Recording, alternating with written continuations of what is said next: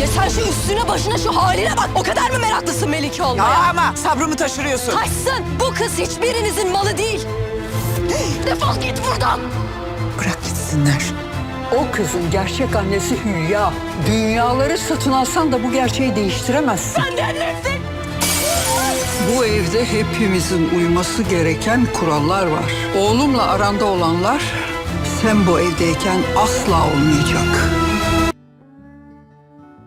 Здравствуйте, мои дорогие подписчики! Добро пожаловать на наш канал! Не забудьте подписаться на наш канал, чтобы получать уведомления о новых видео. Давайте посмотрим, что произойдет в новой серии. Что Хюлья сделает с деньгами, полученными за ослы?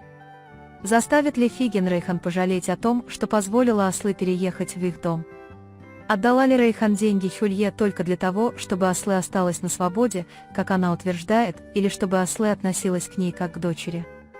Когда ослы сможет оправиться от печали, которую ей продала мать? Устроит ли Мирьем скандал из-за денег, которые Рейхан дала ей за ослы? Привыкнет ли ослы к комнате Мелике и захочет ли она обставить ее по своему вкусу? Сможет ли ослы называть свою мать так, как хочет Рейхан? Оставят ли Сезин и Мурат своих сестер жить с Рейхан? Обидится ли Сезин на нее, когда ослы выгонит Сезин? Узнают ли ослы, что Мелике ее близнец? Справится ли Хюлья Ханым без ослы? Сможет ли Фиген Ханым держать ослы и Араса подальше? Заметит ли семья, как Арас пробирается в комнату ослы? Помешает ли Рейхан Ханым Арасу быть с ослы? Признается ли Арас в любви к ослы? Все это и многое другое в этом видео. Если выяснится, что ослы и Мелике близнецы, а Рейхан Ханым не родственница, и если вы хотите, чтобы Арас и ослы открыто признались в любви, не забудьте поставить лайк и поделиться нашим видео. А теперь перейдем к нашему анализу. Приятного просмотра! В этой серии маски будут сняты с каждого, и каждый, оказавшись между чувствами и интересами, будет вынужден столкнуться со своей правдой. Хюлья Ханым с каждым днем будет все сильнее ощущать тяжесть полученных денег. Эти деньги станут для нее не спасением, а бременем стыда, которое она будет нести всю оставшуюся жизнь.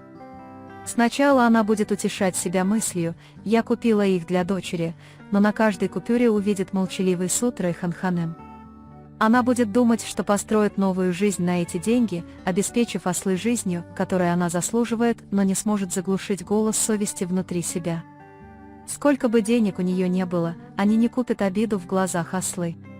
Со временем Хюлья Ханым будет бояться тратить их, потому что с каждой тратой мысль «я продала свою дочь» будет резать ее сердце, словно нож. Однако Рейхан Ханым не сможет признаться даже себе, действительно ли она отдала деньги только ради освобождения ослы, или же для того, чтобы ослы обращалась с ней как с дочерью. Внутри нее будут сталкиваться два голоса: один скажет «я отдала долг этой девушке», а другой прошепчет «я обращалась с этой девушкой, как с ребенком, которого потеряла». Взгляд Мелике в глазах ослы взволнует ее. Каждый раз, когда ослы произносят Рейхан Ханым, это будет кровоточить, словно рана в ее сердце. Поэтому, когда ослы впервые назовет ее мамой, Рейхан Ханым будет и радоваться, и плакать. Ведь это слово будет не даром, а скорбью. Оно станет утешением для ослы, которое мать, потерявшая Мелике прежде, чем успела насытиться, найдет в ней. Однако ослы долго не сможет справиться с болью, которую мать продала. Каждое утро она будет заново сталкиваться с этой реальностью, и, глядя в зеркало, она будет видеть не себя, а предательство матери. Темные круги под глазами не просто результат недосыпа, но и утраты доверия. Ни сострадание Рейхан Ханым, ни поддержка Сезин поначалу не смогут заполнить эту пустоту. Но со временем, когда она поймет, что Рейхан Ханым действительно любит ее, что эта любовь не расчет, а убежище, лед в ее сердце постепенно растает. Тогда ослы снова сможет дышать и снова научится улыбаться. Фиген Ханым, напротив, никогда не смирится с пребыванием ослы в особняке. Она будет подвергать сомнению каждый шаг Рейхан Ханым, упрекая ее: «Ты пришла в этот дом не для того, чтобы принести мир, а чтобы принести беду». Она не может выносить того, как ослы привыкают к новой жизни и дышат воздухом особняка. Чем дольше ослы остается там, тем сильнее всплывают обиды прошлого. Она готова обострить даже самую незначительную ссору, заявив: «Из-за тебя у моего сына нарушился привычный распорядок дня», и попытается заставить Рейхан Ханем пожалеть об этом. Но на этот раз Рейхан Ханем не отступит. Она демонстрирует свою решимость, говоря: «Я нашла эту девушку, когда она была еще блудницей, и больше ее не отпущу». Пока Аслы живет в особняке, она привыкает к комнате Мелике, но теперь она кажется ей могилой. Поначалу она не может ни к чему прикоснуться, она будет плакать на подушках, пропитанных ее ароматом.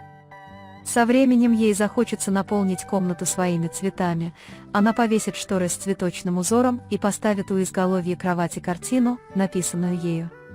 Но она никогда не решится полностью преобразить комнату, боясь стереть из нее дух Мелике. Она будет оставлять свет включенным каждую ночь, ожидая, как будто Мелике вот-вот вернется. Однако Сезин и Мурат окажутся в центре сестринских чувств.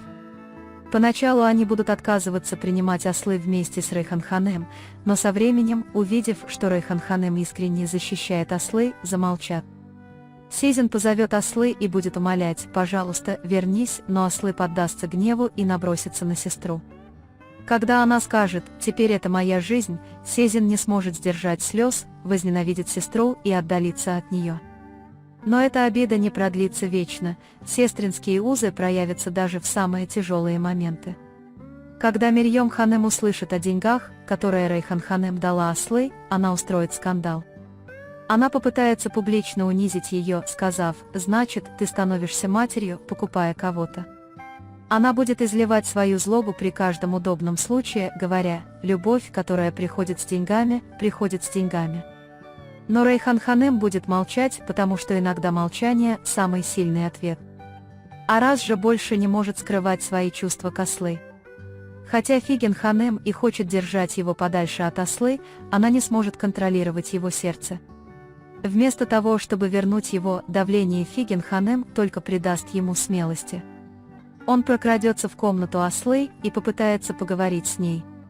Если кто-нибудь в доме узнает об этом, поднимется большой переполох. Рейхан Ханем никогда не впустит Араса, потому что захочет защитить Аслы от очередного разбитого сердца. Но Арас не сможет заставить замолчать свое сердце. Однажды ночью, под слезы Аслы, он признается ей в любви, говоря: «Я больше не могу». Когда он говорит: «Я люблю тебя», Аслы сначала не может поверить, но затем, услышав эти слова, все стены внутри нее рушатся. Но эта любовь столкнется с препятствиями, тенями прошлого, ошибками матерей, судьбой, омраченной деньгами. Но на этот раз Аслы не сбежит. Потому что на этот раз она узнает не о том, что значит любить кого-то, а о том, что значит доверять чьей-то любви.